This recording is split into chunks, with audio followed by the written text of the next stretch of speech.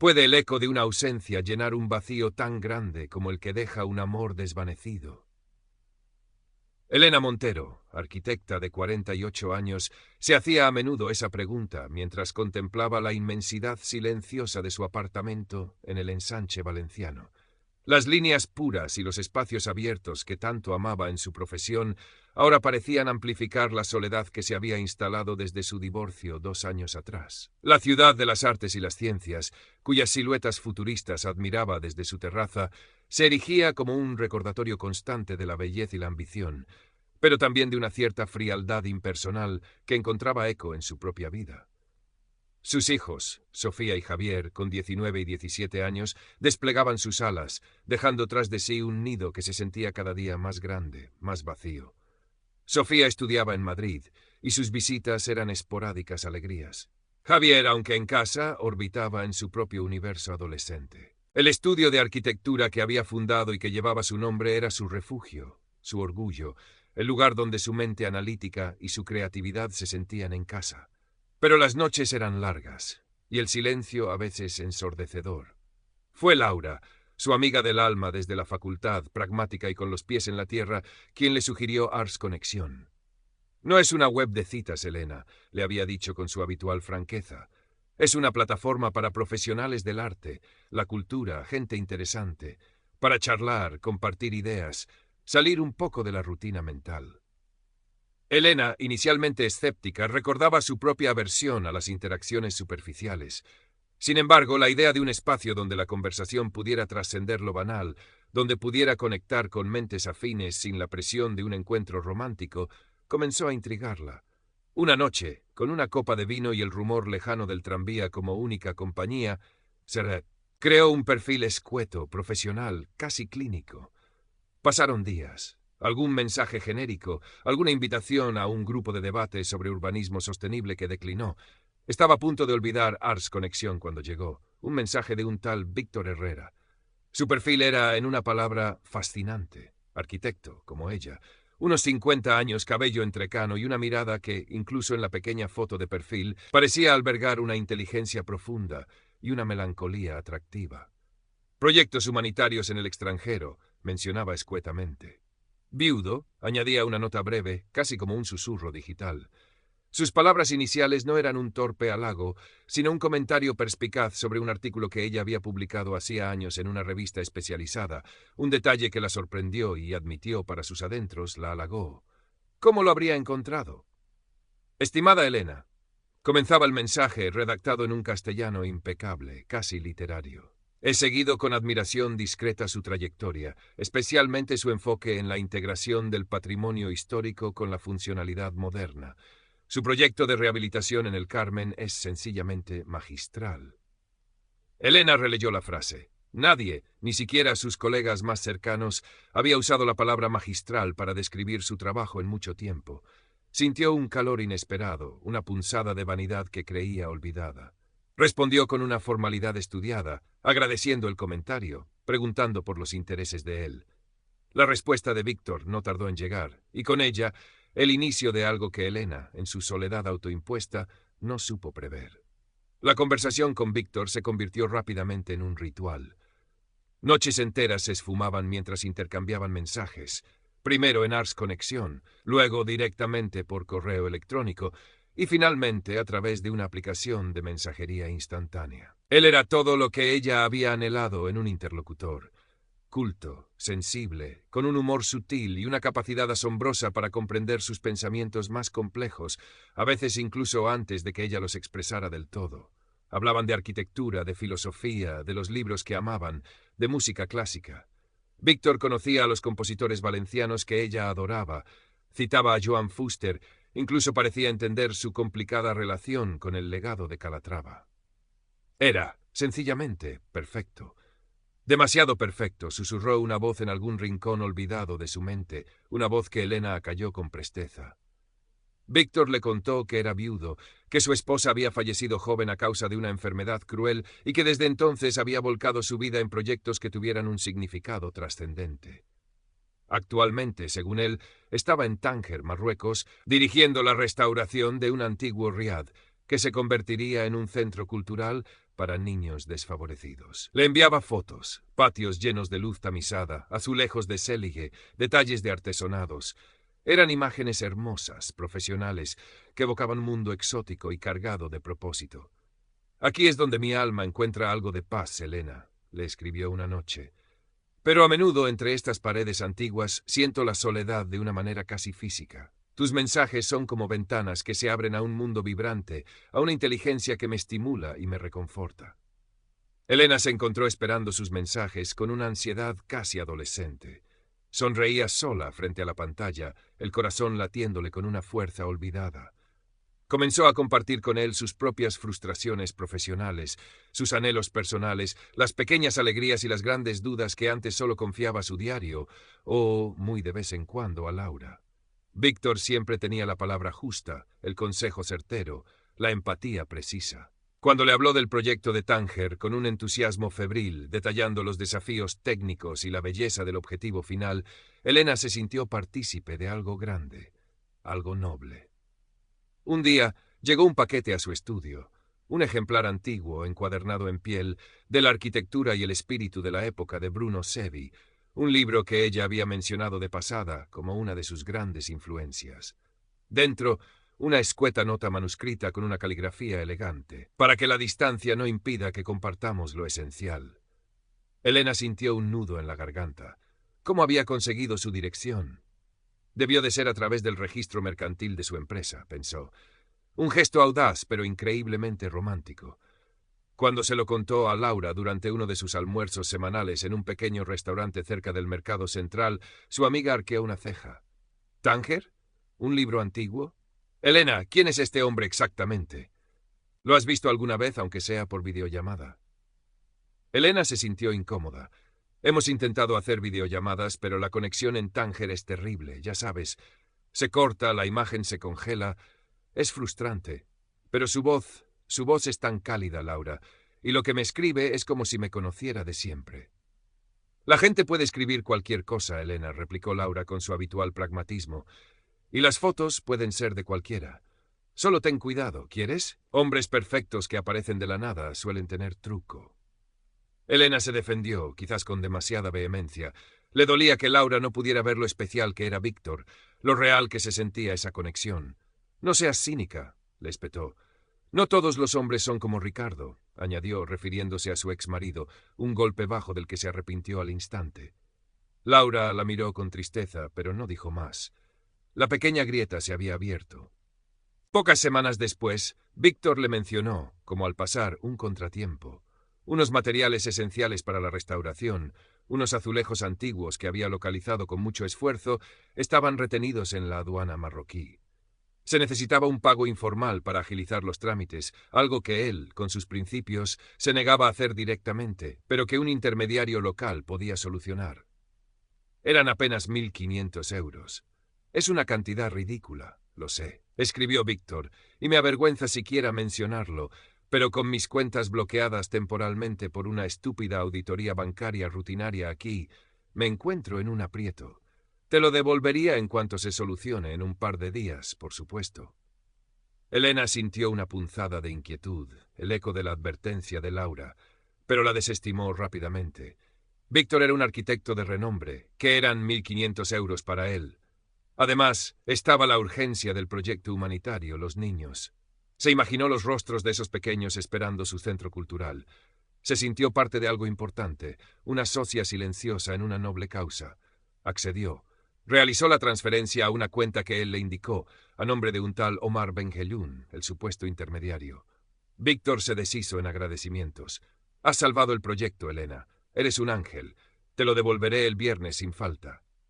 Y efectivamente, el viernes, Elena vio un ingreso de 1.500 euros en su cuenta. Cualquier duda residual se evaporó. Víctor era un hombre de palabra, un hombre honorable. La confianza de Elena, ahora blindada por esta prueba de honestidad, se volvió casi limitada. Las conversaciones se hicieron aún más íntimas. Víctor comenzó a hablar de un futuro juntos, de establecerse en Valencia una vez terminado el proyecto de Tánger. Podríamos incluso colaborar profesionalmente, Elena. Imagina lo que podríamos crear juntos. La sensibilidad de tu arquitectura, mi experiencia internacional. seríamos imparables. Elena soñaba despierta. Los contratiempos en Tánger, sin embargo, no cesaron. Un robo de herramientas costosas que el seguro no cubría por estar en zona de riesgo, 5.000 euros. Una repentina enfermedad de uno de sus capataces clave que necesitaba ser evacuado a una clínica privada en España, 8.000 euros. Cada petición venía acompañada de una elaborada justificación, de promesas de pronta devolución, de lamentos por tener que molestarla. Y cada vez Elena, con el corazón encogido por la angustia de Víctor y el deseo de proteger su sueño compartido, accedía. Sus ahorros comenzaron a mermar peligrosamente. Justificaba los gastos ante sí misma como inversiones en su futuro, en su felicidad. Laura, cada vez más preocupada, intentaba razonar con ella. «¿Pero no te das cuenta, Elena? Siempre hay algo. Esto no es normal. Un arquitecto de su supuesta talla tendría recursos, seguros, un equipo que se encargara de estas cosas». «Tú no lo entiendes», respondía Elena cada vez más a la defensiva. «Estás solo allí, luchando contra la burocracia, contra la corrupción. Yo soy su único apoyo real». Se estaba aislando, y Víctor sutilmente fomentaba ese aislamiento, criticando la mentalidad estrecha o la envidia de quienes no comprendían su conexión especial. Un día, la petición fue diferente. Víctor sonaba exultante al teléfono, aunque la conexión, como siempre, era pésima. Le habló de una oportunidad única, unos terrenos adyacentes al Riad que habían salido a la venta a un precio irrisorio. Ampliar el proyecto, crear talleres, una biblioteca mayor. Pero necesitaba actuar rápido, y esta vez la cantidad era considerable, 50.000 euros. «Es mucho dinero, Elena, lo sé», dijo con voz compungida, «pero es una inversión que se multiplicaría, y aquí es donde entra mi socio y gestor financiero en Europa, Alejandro Torres. Él puede explicarte los detalles, cómo podemos estructurarlo para que incluso tú obtengas un beneficio.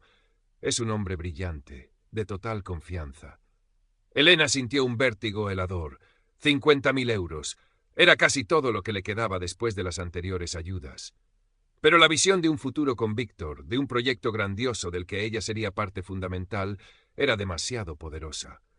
Al día siguiente recibió la llamada de Alejandro Torres. Voz grave.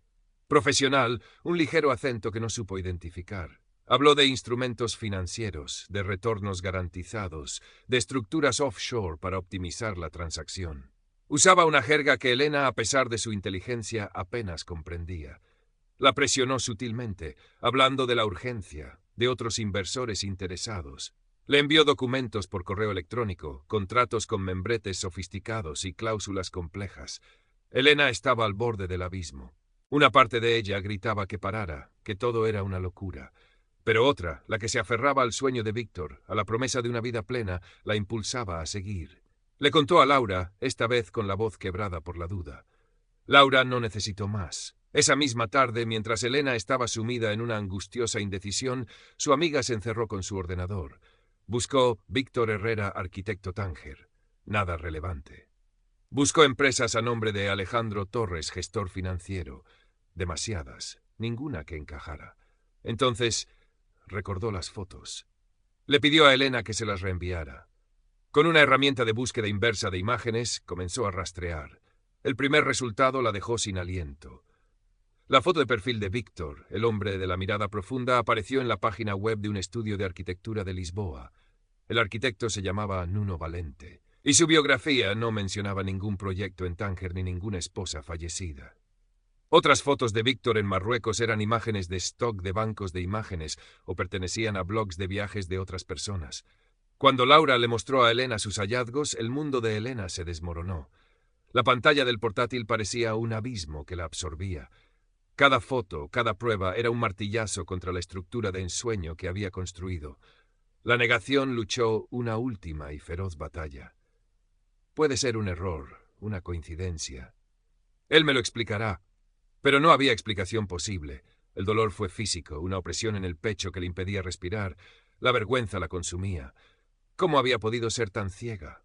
Ella, Elena Montero, la arquitecta racional, la mujer independiente, engañada de una forma tan burda, tan cruel. Víctor, o quien quiera que fuese, llamó esa noche, como de costumbre. Su voz sonaba igual de cálida, igual de preocupada por su proyecto. Elena, con Laura a su lado dándole fuerzas, respondió. Tenía el manos libres activado y el móvil de Laura grabando. Víctor comenzó, la voz temblándole apenas. ¿Quién es Nuno Valente? Hubo un silencio al otro lado de la línea, un silencio que se estiró, denso, cargado de la verdad, que estaba a punto de explotar. Luego la voz de Víctor cambió. Desapareció la calidez, la empatía. Lo que quedó fue un tono frío, casi metálico. ¿De qué estás hablando, Elena? ¿Te encuentras bien? Las fotos, Víctor. Tus fotos. Son de un arquitecto portugués. Tus proyectos en Tánger no existen, ¿verdad? Otro silencio. Luego una risa fea, despectiva. Vaya, vaya, la lista Elena ha hecho sus deberes. ¿Te ha llevado mucho tiempo, cariño? Pensé que eras más inteligente que eso, pero veo que solo eres otra tonta desesperada. Cada palabra era una bofetada. Laura apretó la mano de Elena. El dinero, susurró Elena rota. ¿El dinero? Considera que has pagado por unas cuantas semanas de fantasía, querida. Algunos pagan por el cine, otros por amantes. Tú has pagado por un sueño. Y ahora se acabó la función. La llamada se cortó. Elena se quedó mirando el teléfono, mudo testigo de la demolición de su vida. Luego un sollozo desgarrador brotó de su pecho, seguido de otro y otro. Laura la abrazó fuerte mientras el elegante apartamento del ensanche se llenaba con el sonido de un corazón roto. Los días que siguieron fueron un borrón de incredulidad, rabia y una vergüenza tan profunda que apenas podía mirarse al espejo. Había perdido cerca de 70.000 euros, los ahorros de muchos años. Pero lo peor era la traición, la sensación de haber sido violada en su intimidad más profunda, en su confianza, en su esperanza. Con el apoyo incondicional de Laura, que no la dejó sola ni un instante, reunió el valor para ir a la comisaría de la Policía Nacional en la calle Bailén. El inspector Morales, de la Unidad de Delitos Tecnológicos, la escuchó con una paciencia profesional, casi hastiada. Había visto demasiados casos como el suyo, mujeres, hombres, jóvenes, mayores. Nadie era inmune al veneno de un estafador habilidoso. «Haremos lo que podamos, señora Montero», le dijo al final, hojeando las copias de las transferencias, los correos electrónicos, las capturas de pantalla de los perfiles falsos. Rastrearemos las cuentas, los números de teléfono VoIP, las direcciones IP si es que alguna vez usó una conexión no protegida. Pero debo serle sincero, estos individuos suelen operar desde el extranjero, usando múltiples identidades falsas y mulas de dinero. Recuperar los fondos es extremadamente difícil. Atraparlos, más aún. Elena asintió, sin fuerzas. No esperaba milagros. Solo quería que constara que ese hombre, ese fantasma que le había robado tanto, no se saliera completamente con la suya en el anonimato. La investigación arrojó pocos resultados concluyentes. Las cuentas receptoras del dinero eran de mulas, personas que prestaban sus datos a cambio de una comisión, y el rastro se perdía en una maraña de transferencias internacionales hacia países con escasa cooperación policial. Las fotos de Nuno Valente habían sido robadas, como las de tantos otros profesionales cuyas imágenes eran usadas para crear perfiles falsos. Víctor Herrera y Alejandro Torres no existían. Eran solo máscaras. El proceso de sanación fue lento, doloroso. Elena comenzó a ir a terapia, a desentrañar las capas de su vulnerabilidad, a entender cómo su soledad y su orgullo herido la habían convertido en un blanco fácil. Tuvo que enfrentarse a la realidad de sus finanzas, ajustar su nivel de vida, trabajar más duro que nunca en su estudio para intentar recuperar parte de lo perdido. Pero algo había cambiado en ella. La vergüenza inicial dio paso a una fría determinación. No permitiría que esa experiencia la destruyera. Habló con sus hijos, no con todos los detalles escabrosos, pero lo suficiente para que entendieran su fragilidad y su lucha. Sofía y Javier, sorprendentemente maduros, la rodearon de un afecto que la conmovió hasta las lágrimas. Unos meses después, sentada en su terraza, contemplando ya la fría majestuosidad de la ciudad de las artes, sino el cálido resplandor del atardecer sobre los tejados de Valencia, Elena sintió una punzada de algo que se parecía remotamente a la paz. Había perdido dinero, sí, había perdido parte de su inocencia, pero había ganado una comprensión más profunda de sí misma y de la naturaleza humana. Laura llegó con una botella de vino y 2 copas. Se sentaron en silencio un rato, disfrutando de la brisa. «¿Sabes?», dijo Elena de repente. «El otro día en Ars Conexión vi un perfil nuevo. Un supuesto escritor francés, viudo, trabajando en un proyecto en Camboya. Las fotos eran de un actor conocido. Lo denuncié». Laura sonrió. «Bien hecho», Elena asintió. Cogió su copa. El vino, un tinto robusto de Utiel Requena, sabía a tierra, a verdad. Quizás el eco de una ausencia no podía llenar un vacío, pero la conciencia de la propia fortaleza redescubierta entre los escombros de un engaño sí podía comenzar a reconstruir los cimientos. Y eso, decidió Helena, era un proyecto en el que valía la pena invertir, el más importante de su vida.